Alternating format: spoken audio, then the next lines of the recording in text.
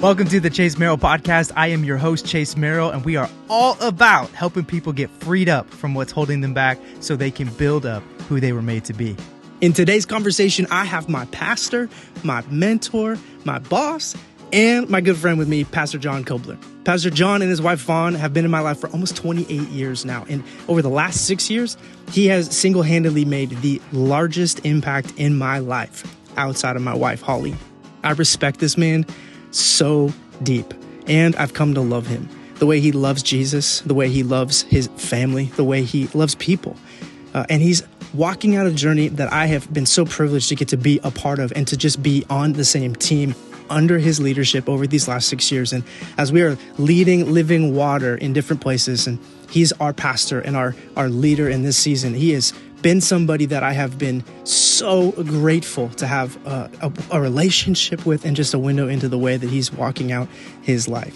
Today's conversation is real. Today's conversation gets into some of the difficult things that when people are experiencing life-transforming stuff, it's not always beautiful on the outside. A lot of the time, it's really painful. It's really difficult. And it's really a process. And I'm so thankful for the conversation I got to have today, the privilege that it was to sit down with this man who I respect more than almost every single person on this planet. So enjoy today. It is going to inspire, challenge, and encourage you, no doubt.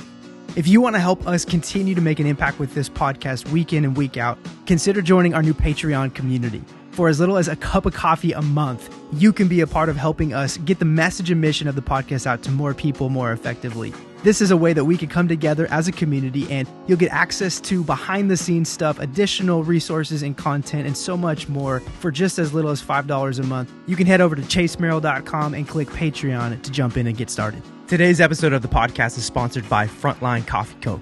Delicious, bold, and expertly roasted small batch coffee for the everyday American. Frontline is not just about coffee. They're about supporting responders on the front lines, courageously caring for the rest of us. With every Frontline purchase, a percentage goes to supporting the brave men and women who are doing just that. Head over to frontlinecoffeeco.com and use promo code FREEDUP. That's FREEDUP, all one word, FREED UP, to get 15% off your purchase. Now let's jump into today's conversation.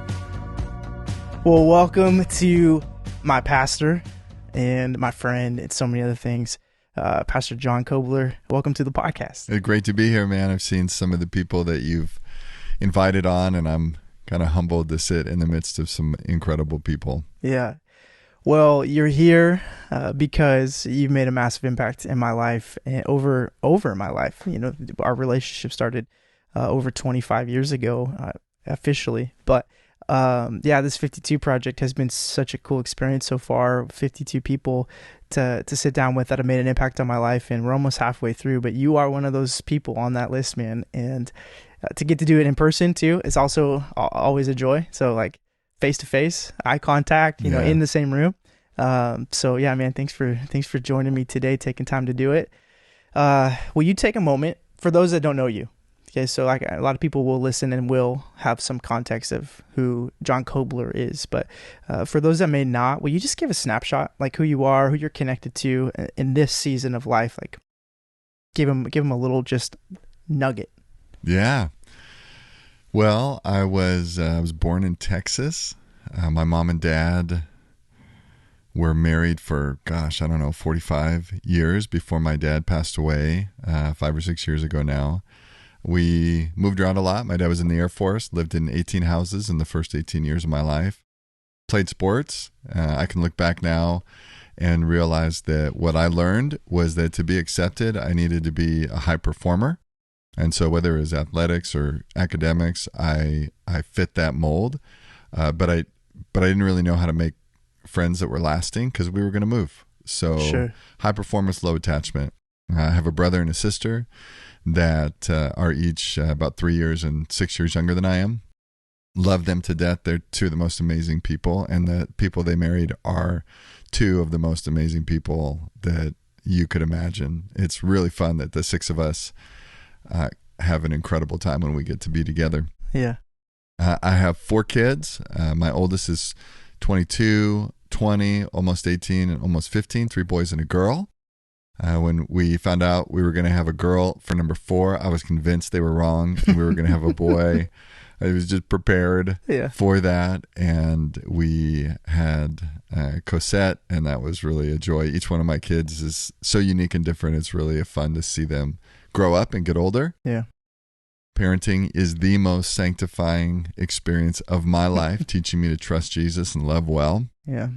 And that's a whole podcast in and of itself. Oh, yeah. And we've been here in Olympia since 1995. Fawn and I have been married since 1997, so we're going on 26 years this year.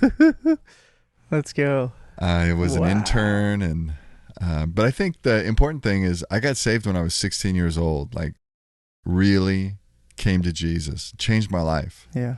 And I didn't have to. Nobody was asking me to go to church. I kind of got tricked by a girl to show up to her church, which is in the inner city of Washington, D.C.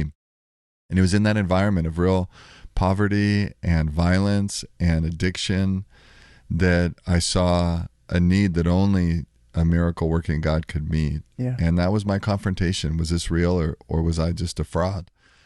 And I gave my life to Christ. And since then, I just wanted to see people encounter that life-changing power of God. And so didn't know what that would look like. Long story short, ended up at Living Water in Olympia, Washington, interned right out of high school.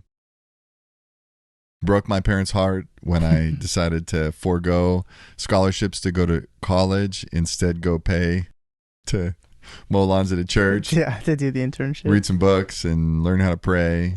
But it was the best decision that I ever made. Yeah. And subsequently went to Life Pacific University, got my degree from there, and then we came back to Living Water in 2007, and we became the lead pastors here at Living Water in 2014.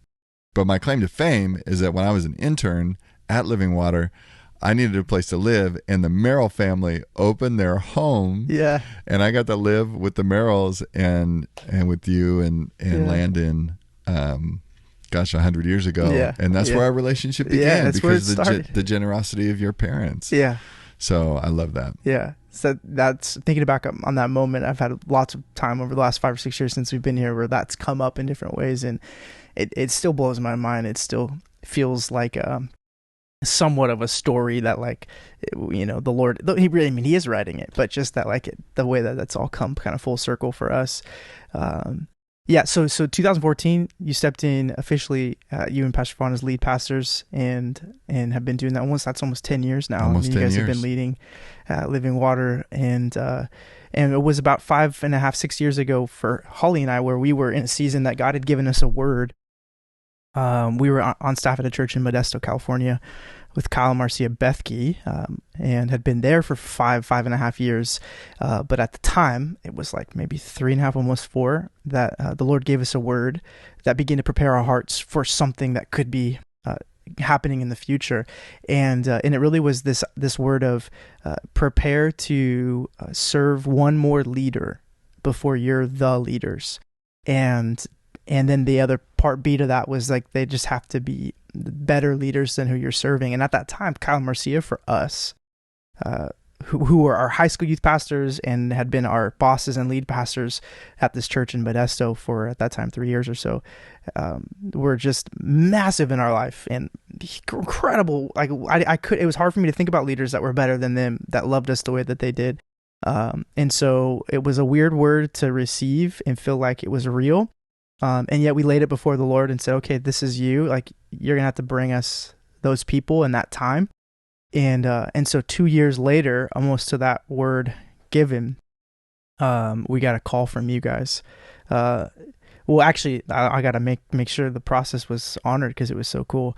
I think you reached out and somehow got our pastor's number of communication and reached out to him. Yeah. First. Yeah, we did. And I would say Kyle and Marcia, as we've had several opportunities now to spend time with them, they're the real deal. Yeah. Like, we have so much respect for them. They're the kind of people we would serve with, serve under in a heartbeat, because of the integrity of their heart that we've seen, their love for Jesus, care for people. And we've always felt like that is important. Honoring relationships is important. Yeah. And so, we reached out to Kyle and Marcia, and they could have said no. And right. we would have honored that. And they had the faith and courage And I say faith and courage because you guys were so integral in that church and so loved and respected and trusted. I know that was a huge loss for them to even consider, and yet they did it with grace and humility and faith and exemplified that they are the real deal. Yeah. Yeah, and that spirit of honor, was just continually being shared back and forth between, the four of you guys and us, and so then they gave their blessing to kind of reach out to us and say, hey, yeah, throw it on the table. And so when you called and kind of pitched the idea, I think Holly and I were, like, okay, this Jon Cobler, like they're the caliber of leaders and people from what we can tell that could be a part of this word that God gave us. And then when you communicated that the opportunity was for the youth pastor role, I felt like everything just quickly, like the sand quickly kind of fell through my hands. And I was like, oh, okay, that can't be the Lord. It's not right. We had done youth ministry at one church in Modesto for 2 years. I was a worship pastor for 2 years, and had been at that point executive pastor for a year and a half or so, with the trajectory of leading a campus in the near future. And so in my, let's see, that would have been early 2017. So in my like 25 and a half, 6-year-old pride, 26-year-old pride, the thought was like, nah. That's a step back initially.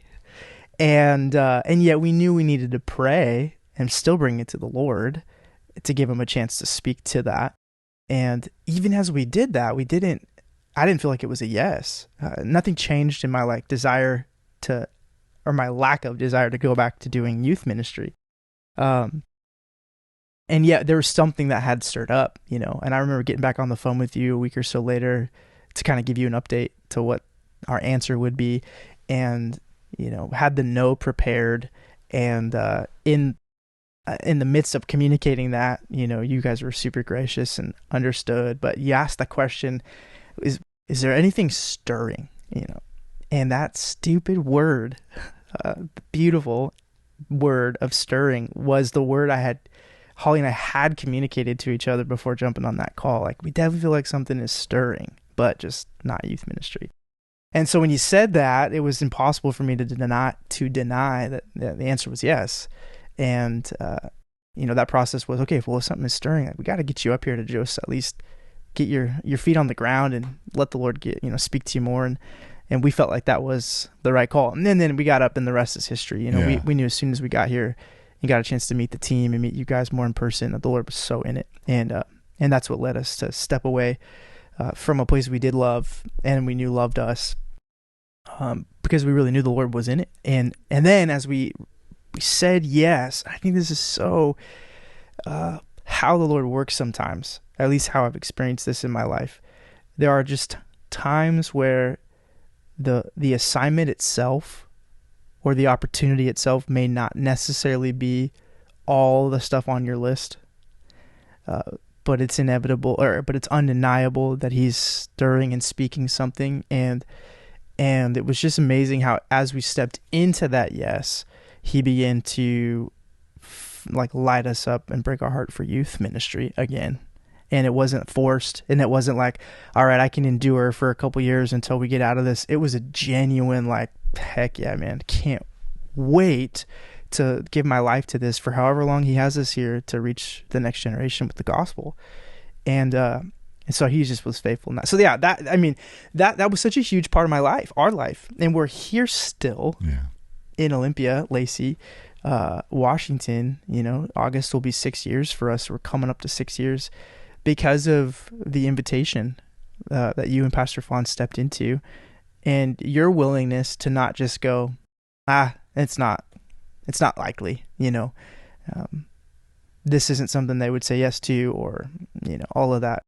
And so we are so grateful because of how much our lives have changed over the last 6 years to being around you guys. And you guys have absolutely been the people. And that was it. It was God making clear to us that this invitation and this obedient yes was indeed the word he'd given us previously about serving one more leader before we were the leaders that were even greater leaders than we'd experienced before.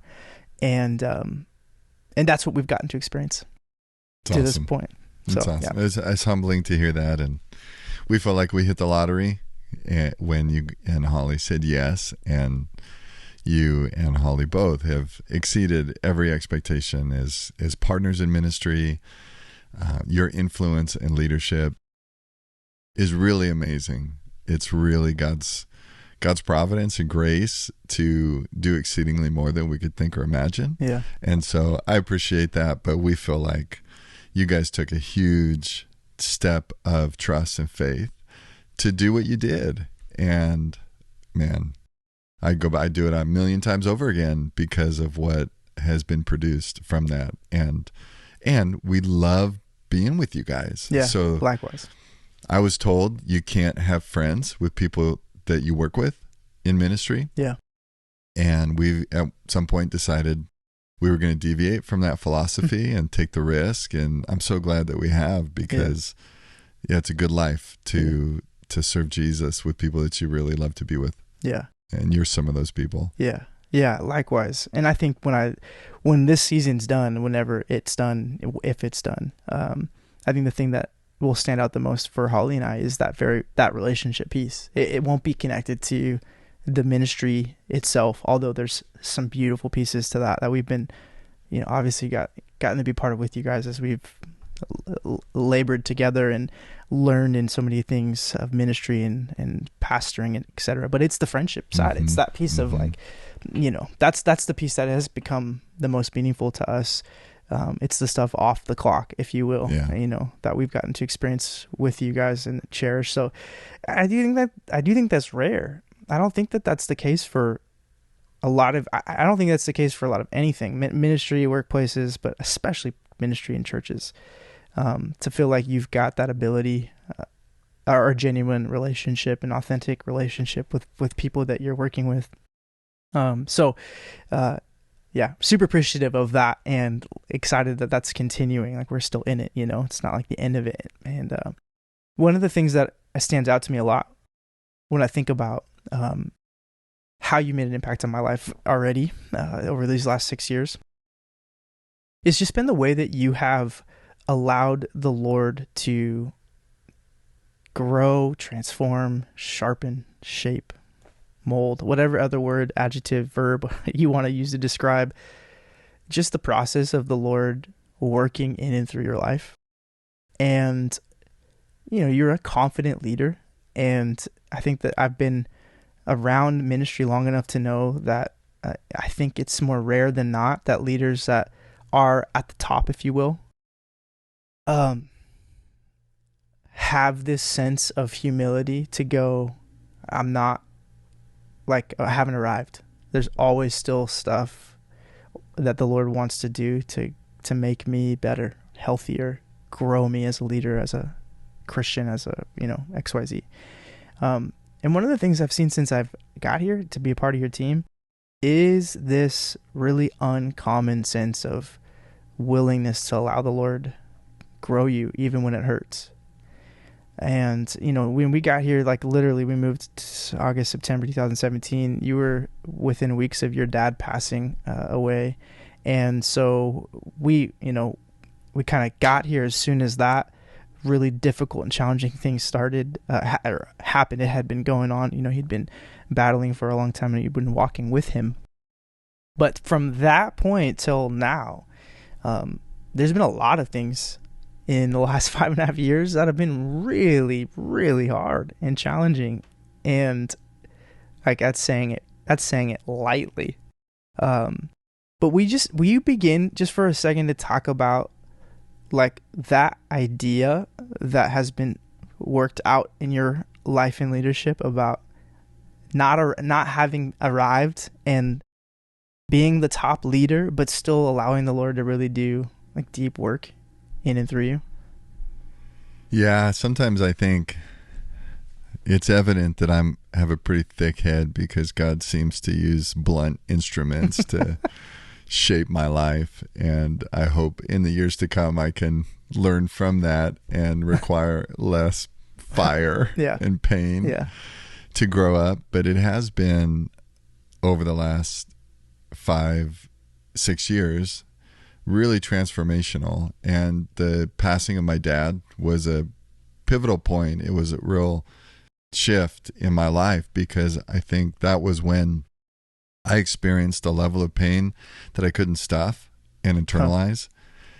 And probably it would be fair to say, growing up, one of our family mottos was suck it up. Yeah. If you can't fix it, don't complain about it. And that worked for me because I could perform my way through most challenges. Yeah.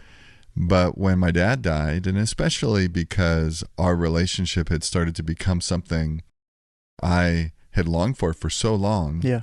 during his illness, it was not only the loss of my father, it was the loss of this trajectory of something that was getting Sure. better and better and Sure. better.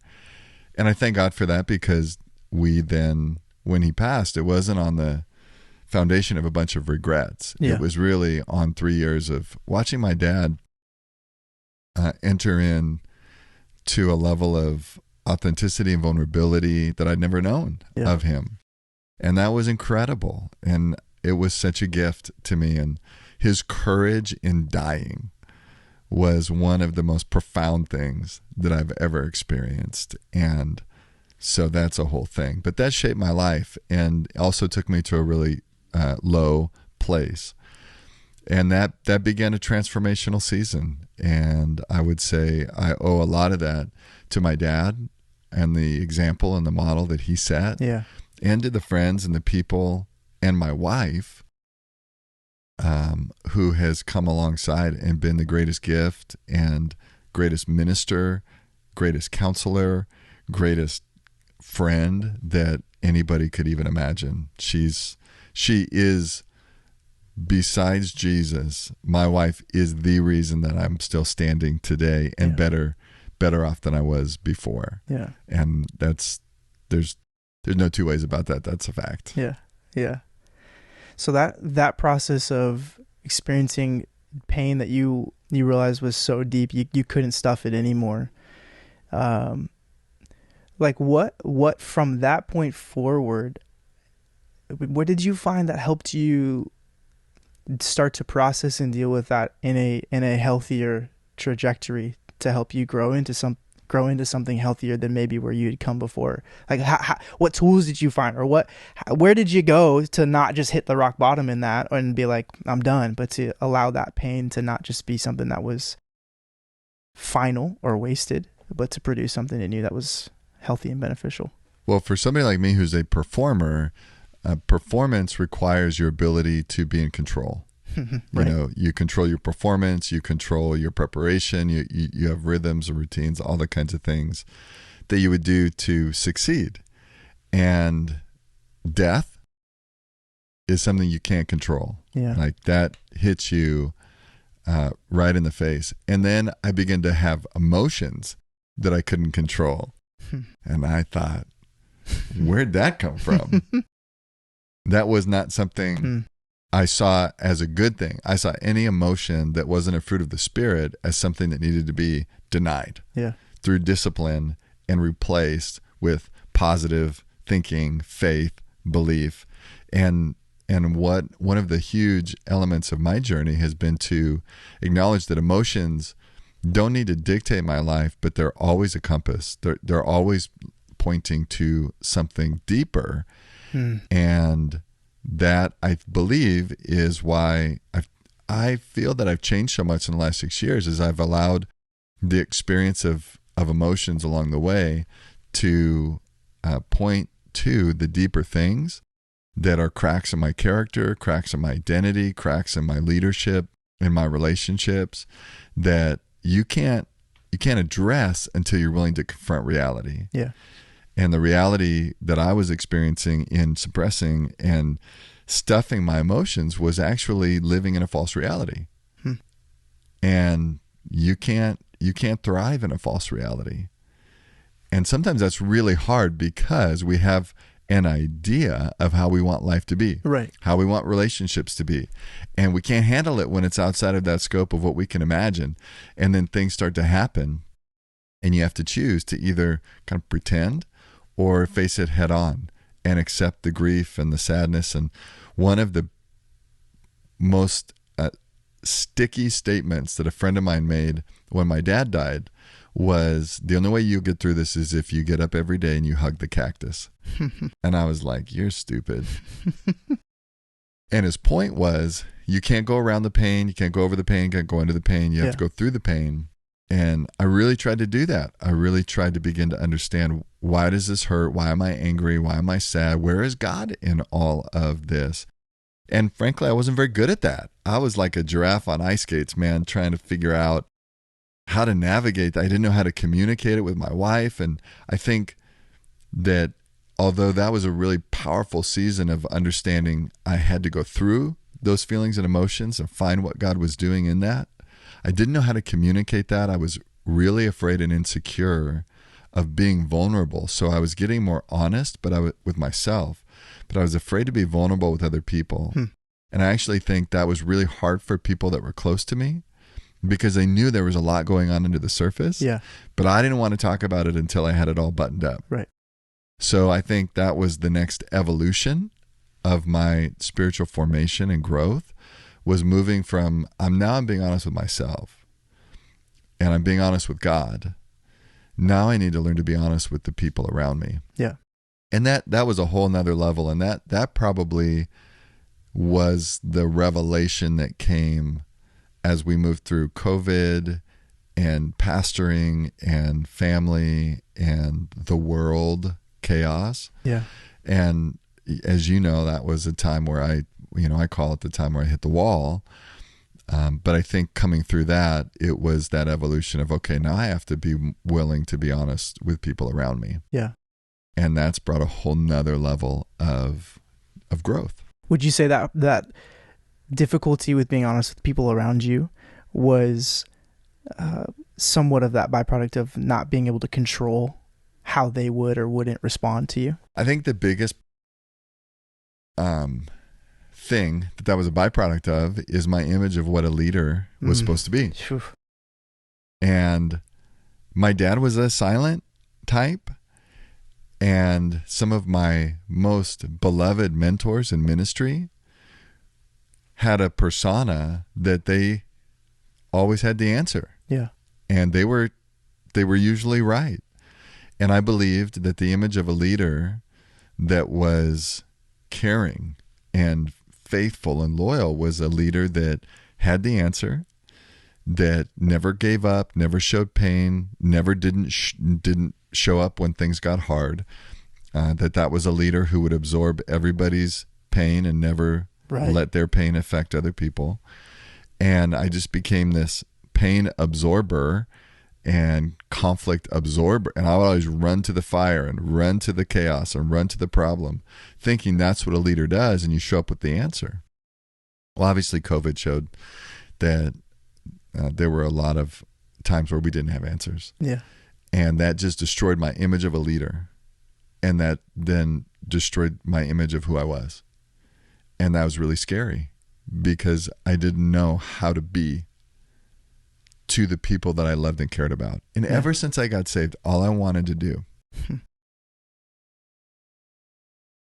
was for the people around me to experience the love and the hope that I experienced in that really hopeless situation in the inner city with kids in the most horrible situations.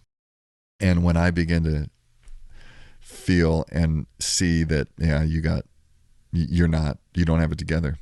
You can't show up with the answers. I didn't know who I was. Yeah.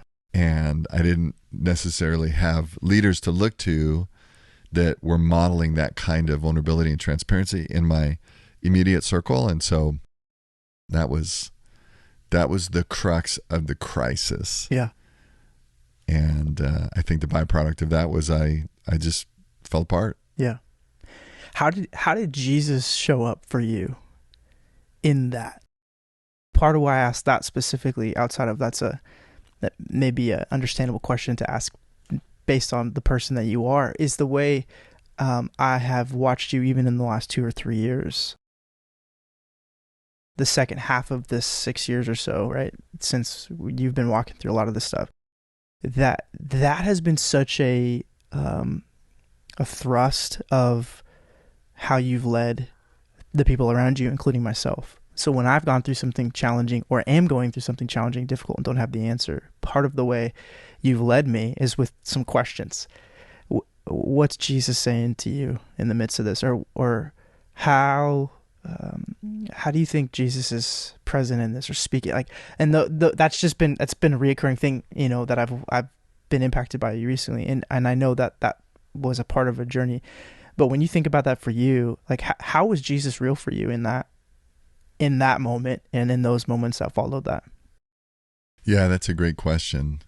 The most poignant way that Jesus was real to me was as I was going deeper and deeper to try to understand what was going on as I was experiencing that hitting the wall season of my life. And to put it in context, I mean, I was at a place where I had not slept through the night, and I was having migraine headaches that would blur my vision. I'd be in a meeting or a situation like this, and I couldn't really see the person on the other side of the room. I'd be driving sometimes and have to pull over to the side of the road. I wasn't eating. I was losing weight. And obviously I was stressed and anxious all the time. And of course, I was hiding all of that because that wasn't the image of a leader that I felt I could portray without abandoning and failing the people that I loved so much. And that's where I came to the end of myself. Well, as I said, emotions are always pointing you to something deeper. So often it's deeper because you don't want to find it. Right. You come to find out you're the one that buried it. Yeah, right. It didn't just get buried. You buried it. Yeah. I buried it. And I was able to go to some spaces with counselors and prayer partners, pastors that helped me really uncover that a lot of it stemmed to some trauma that I experienced as a kid, abuse that I experienced as a kid, that I never processed and never dealt with. And unprocessed trauma gets buried, but it's buried alive. Mm. And so until you go and find a way to make that trauma into a wound, because a wound can be healed. And in my experience, the difference for me is trauma stays trauma when you're in it and isolated. You can't begin to heal until you see that you're not alone. You're not isolated anymore. And that's what's so powerful about knowing the presence of Jesus, is that he can be with you past, present, and future. And what I began to realize and what changed my life was getting to the bottom of what I had experienced and seeing and knowing that Jesus was with me then, he's with me now, he's with me through the pain. And it wasn't something that I knew, it was something that became real to me. Yeah. And I can only attribute that to the Spirit of God opening the eyes of my heart. And this is where I believe counseling falls short. Not that it isn't doing what it should do, but it can only take you so far. I needed something more. I needed all of that to help me get to the point where I realized this is where I need to experience the presence of Jesus. And I need him to begin to heal what I can't heal in myself. And he did that. And that moment of experiencing the presence of Jesus in a real way and remembering my trauma and connecting those two things, it freed me from being stuck. And that allowed me to begin to process moving forward. And so it's one of the questions that I ask myself all the time. Where's Jesus? Yeah. What's he saying to me? And I believe theologically, this is what it means to walk in the Spirit. I love N.T. Wright made a comment that what Pentecostals miss is they think that the coming of the Holy Spirit is all about signs and wonders. And he comments that the most profound idea around Pentecost isn't the signs and wonders. It's the fact that the curtain in the temple was ripped and God changed his address. Yeah. So good. Yeah. That he's with us. Yeah. That he's with us. And I think the more that becomes real, the more profoundly our lives are changed. Yeah. And that's been a huge element that's been transformational in my life. Yeah, it's massive.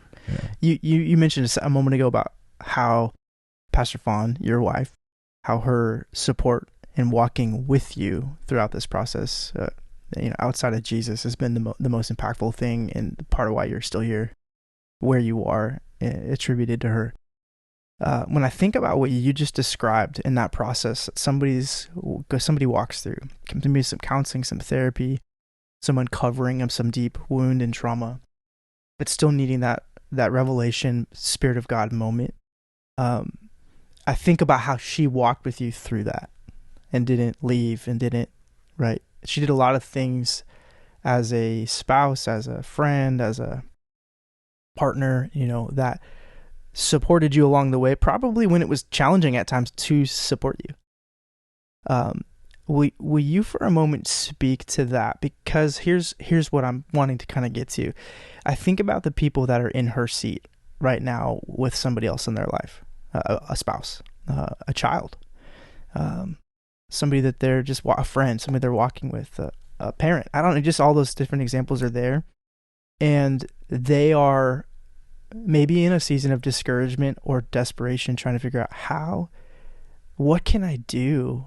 How do I do this well in a way that continues to love and support the person that I'm walking with, but also, not sit back too much or not be too, and I don't know how, I know from being out on the outside and watching and knowing who Pastor Fawn is, she really was a huge part of walking with you in that. And you were able to see it both before, during, and after your kind of moment with the Lord to help you see it, open the eyes of your heart, enlighten the eyes of your heart.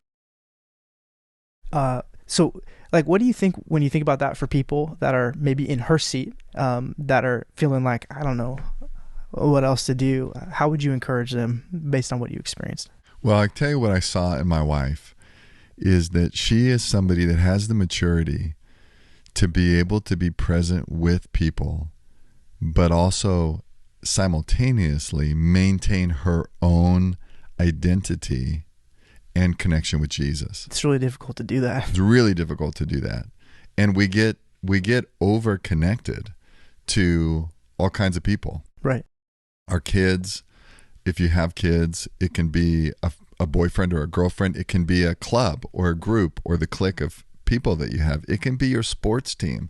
It can be your mom. It can be your dad. And you know that you're over connected, enmeshed, some would say, when your emotions rise and fall on their emotions. Your experience rise and falls on their experience. And when that's the case, man, now you are in a world of hurt because you have to deal with the volatility of your own feelings and their feelings. Yeah. Shoo. And that means it's like whack-a-mole. They just chaos, problems, anxiety, fear keeps popping up, and your hands are tied because they're not even yours to process. Right. And what I think is incredible about my wife is she was able to stay with me because she didn't need me to be her savior. Yeah. Now, I'm not saying that my valley was not incredibly burdensome to her because she loves me so much. Yeah. But the reason I believe what I saw was somebody that had the maturity where I was so connected with my leadership and the people around me and making sure everybody was okay. And if they weren't okay, I wasn't okay. She was able to say, no, I'm okay if me and Jesus are okay, and then I can enter into this space with you. And so she became somebody that really modeled the patience and grace and love of Jesus. Yeah. Like nobody else. Yeah. It's awesome. Yeah. And I think that's something that we are learning. And as we navigate parenting and teenage and grown kids, you realize as a parent, we're overconnected. Yeah. And for all the right reasons. Right. Because we love them, because we kept them alive for so many years. Right. Like you wouldn't be here if it weren't for us. And now you want independence? Like what? And you're not going to make all the right decisions? What? You're going to like things and love things that are different? That's so hard, but it presses on all those places in your own life where Fawn and I are looking at the other side of parenting, because we're at that point now where empty nesting is right around the corner. Right. And we're thinking, we don't want to all of a sudden have our kids move out and make their own families and have their own independence. And then we realize we didn't learn how to just be us because we were so connected to them. Yeah. It's an interesting place to be. And man, I realize how frail my identity can be at times because I have parts that are wrapped up in what it means to be a father or what it means to be even a husband that are images that I've made in my mind that aren't necessarily the way that God's going to do it. Yeah. And I'm learning to be okay with that. Yeah. One of the things that I can undeniably affirm from somebody that's closer, to you in life and ministry is that spiritual revelation, Spirit of God kind of moment that you mentioned just a few moments ago, that he opened the eyes of your heart and really was able to kind of get in and do some of that transformative healing in a place that maybe he hadn't had access to before, or you were even as aware of, is that there really has been something that's changed in and through you since that moment.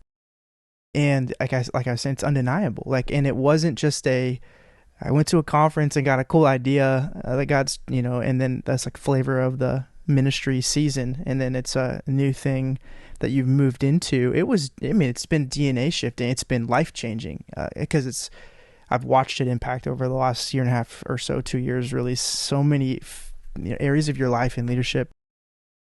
It's for real. Here's the question around that I think would be really valuable for people listening to consider and hear your take on. And there's two sides of this. One side is, since that transformation,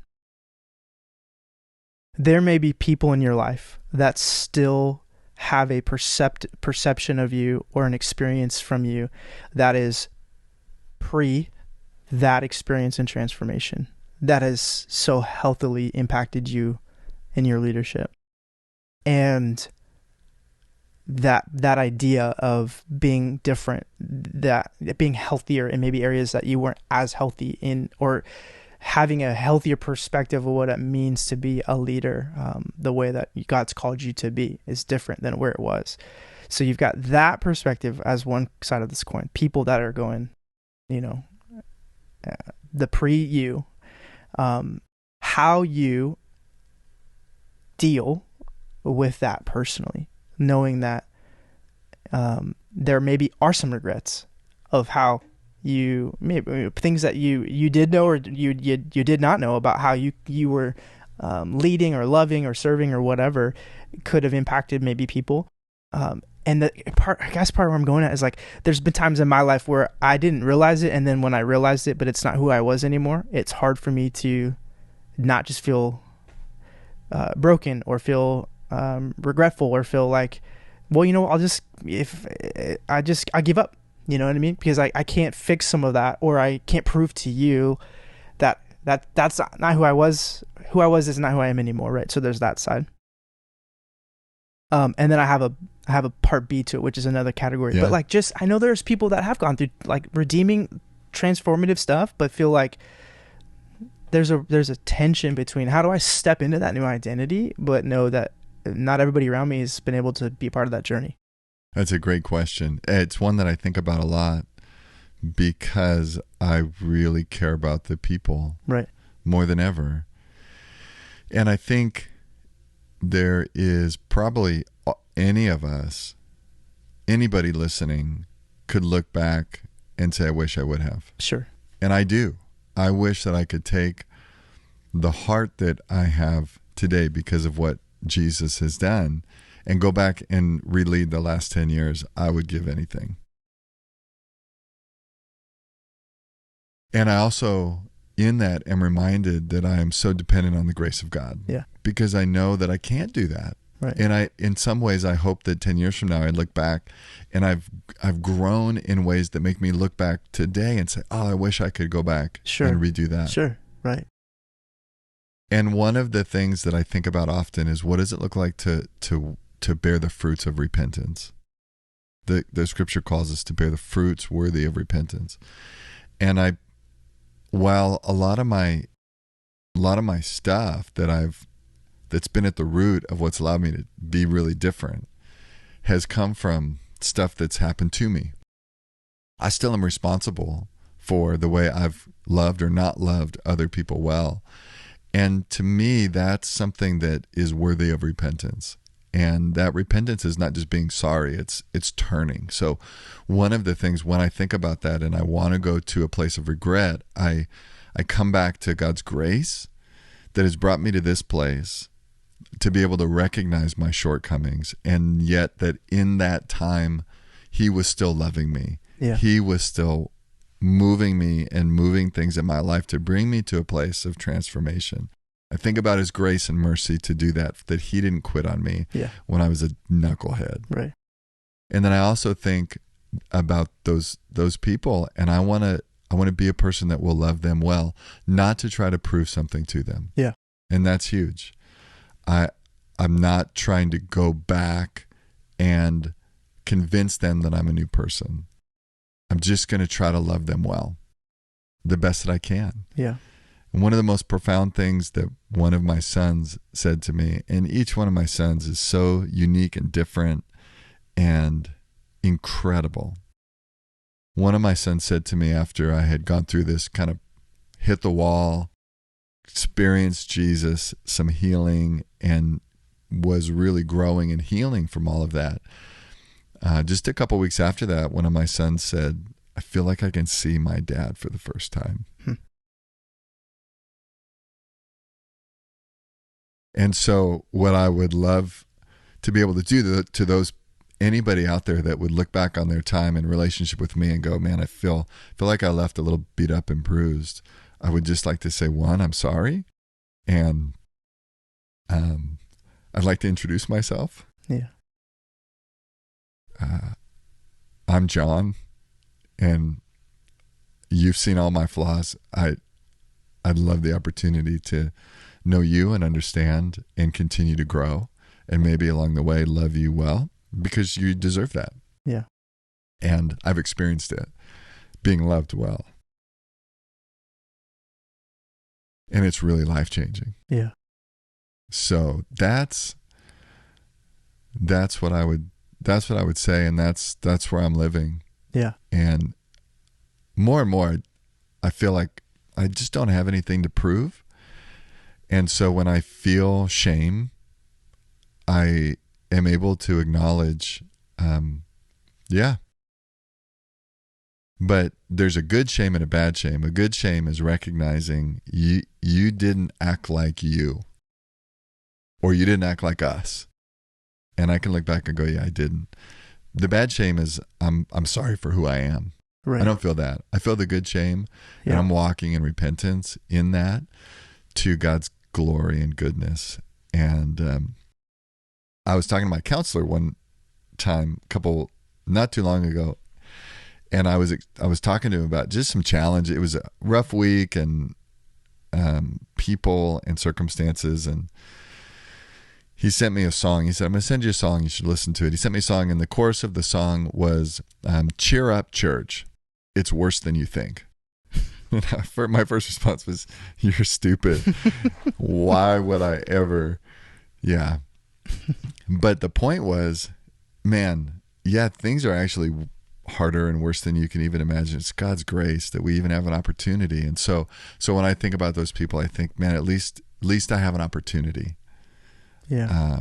At some point in the future I don't know if I can or need to repair anything in the past, but it's all about relationships. And if I can cultivate a relationship that can help me grow, help them be encouraged and loved, then I'll chalk that up as a win. Yeah. That's so good. So the other side of that coin I kind of was trying to propose up was how to walk through what you're walking through and have experienced in this transformative way. You can continue to walk in a security and a confidence moving forward in the things God still has in front of you to do and to be and to see come to pass. And maybe the voices that say, they sow seeds of doubt or unbelief. They're not maybe the voices that I mentioned on that other side of the coin that are experienced you beforehand or whatever, but they're voices that think to some degree that they're not approving. Ministry brings a lot of voices of critique and approval and disapproval and opinion, and we're always in that space. Life is in that space, but yeah, I think at times ministry can magnify the voices of people that are about what you're doing or where you're going and not about it. How have you seen a shift since kind of that time that Jesus really did that transformative thing in your heart to continue to step confidently and securely into who God's called you to be without allowing voices of disapproval or doubt around you stop you from that process? Like, does the question make sense? Like, just that world of how are you doing that? I'm suspicious of anybody that doesn't have doubt. Sure. First of all, sure. I'm just suspicious fundamentally of anybody that has no doubt. They've got it figured out. Right. They know. I'm suspicious of that. And yeah, there's a lot. I've had a lot of critics especially over the last year and a half. A lot of people that were in close circles that became very suspicious and critical of my leadership, of my motives. And it was really, really, those are really hard things for me to process because my desire is to be authentic. Right. And so when people question my motives, it's that stings. Yeah. But I also realize that God, if I want to be a person that is willing to be in relationship with humans, then I have to accept people's humanity. Yeah. And the more that I am able to understand my own humanity, the easier it is to accept other people's humanity. And when their humanity gets aimed at me and feels weaponized, I have to realize that underneath that, there's a whole story that I don't understand. Sure. And then it's up to me what I do with the critique or the comment. And sometimes the pain of the loss of a relationship. And oftentimes what you find out when people criticize you and then disconnect relationally, it's not just the pain of the loss of relationship, it's the pain of the realization that we didn't actually have the relationship that I thought we had. Sure. And that feels like a whole, was it all a facade? But the reality is it's far more complicated than that. Right.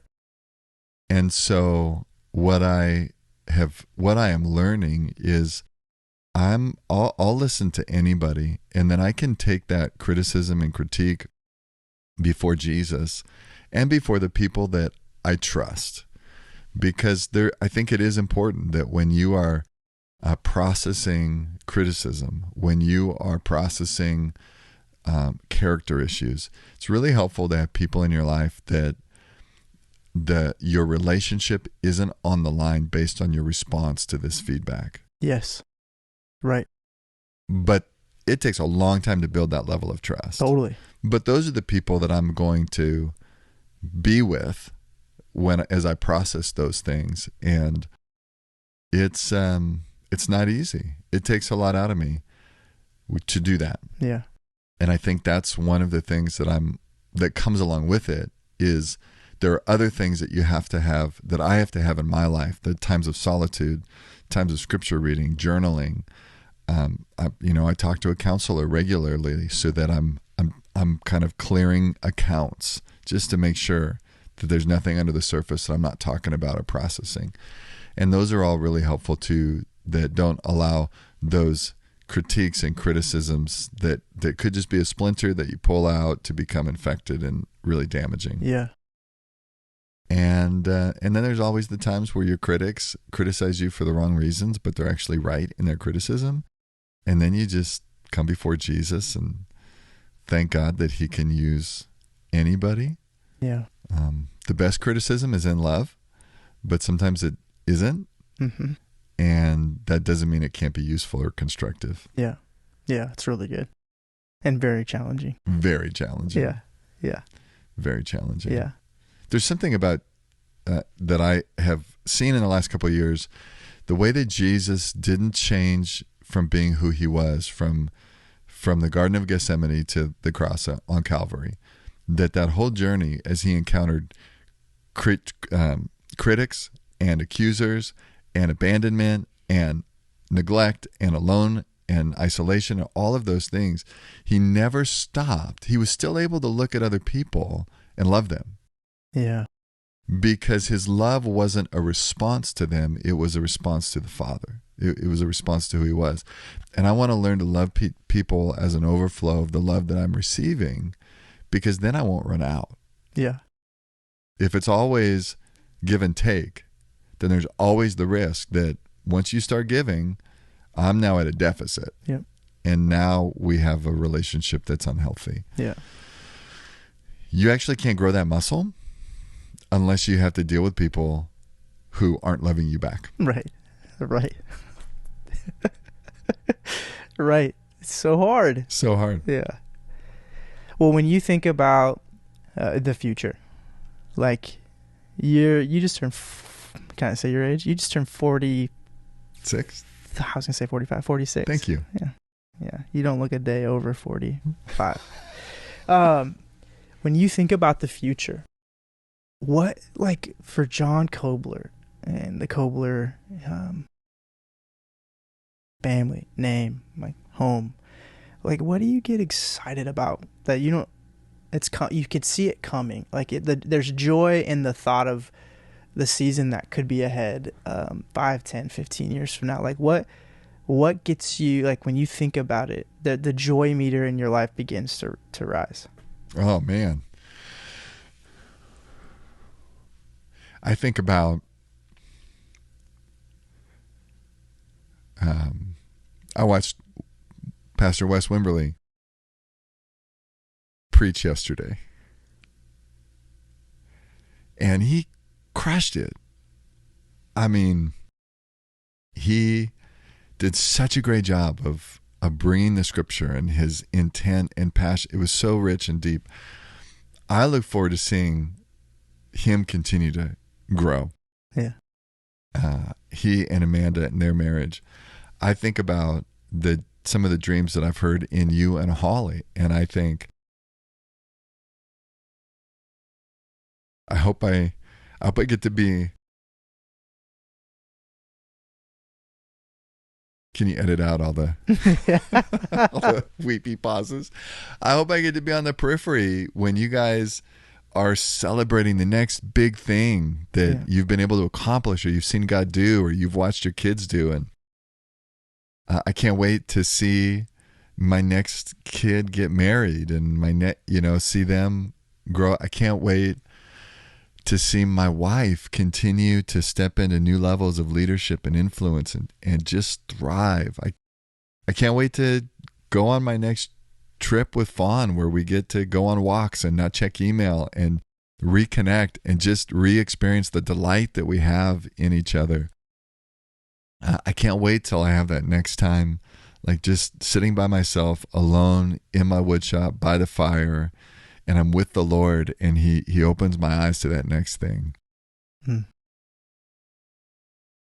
And 20 years from now, I don't think nobody at Living Water is going to remember me. Probably very few people in Foursquare will know who I am. But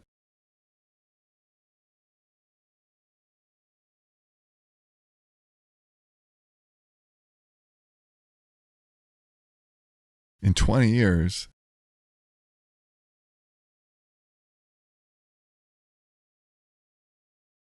I think if my grandkids smile when they think about me, it'd be a good life. Mm-hmm. Yeah. And everything else is bonus. Yeah. Yeah. So, yeah, I feel so grateful for what I have today. The relationships and the friends that I have, the ministry that we get to do. I mean, I look at the people that I get to, I heard somebody say, you're either going to put people over performance or performance over people. Like you can't do both. You have to decide. And I made a decision years ago. I'm going to try to put people over performance. And I had, and one of my mentors said that really won't work at a big church. Like you can't do that because it's too much of a machine that you have to keep going. And if people can't do it, you got to find people that do. And I've heard that often, and I can see that philosophy, and I understand a lot of big churches have been built that way. Not every church, not every big church, sure, by any means.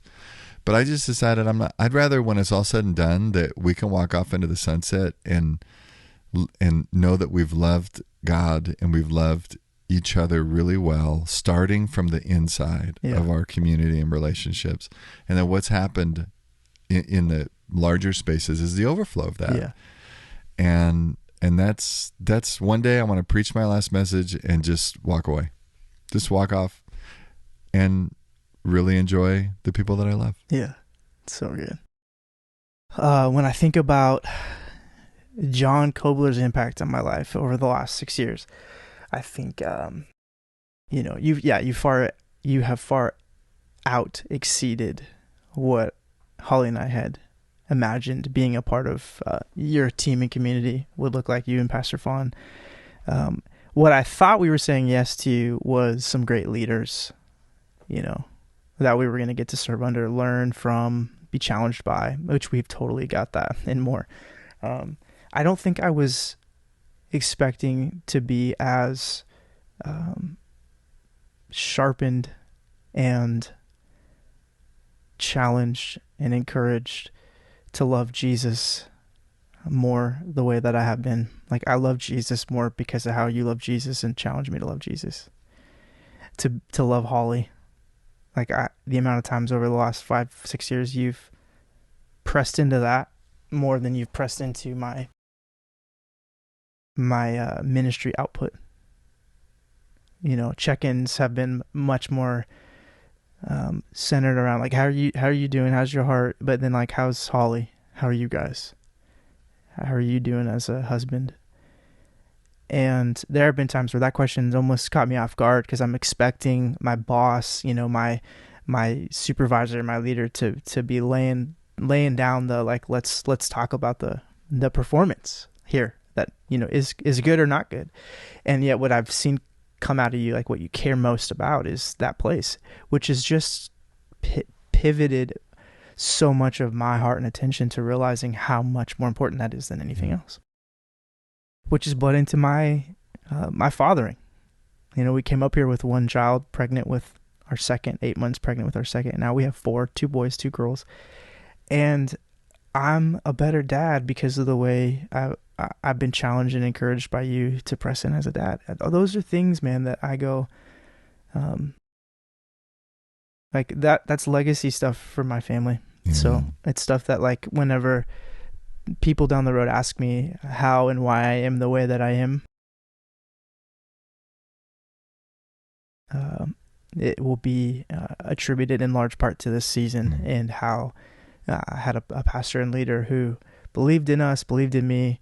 The fact that I'm even sitting here doing a podcast with you is much more of a journey than people may understand or realize, because this has been a fear of mine, and almost an insecurity fear of mine for so many years, of, like, how can I step into some of those passion and calling things that I feel God's called me to step into, while still honoring the call to ministry and seeing how God's brought them both together. But to have my pastor and my leader sitting here having this kind of conversation is just,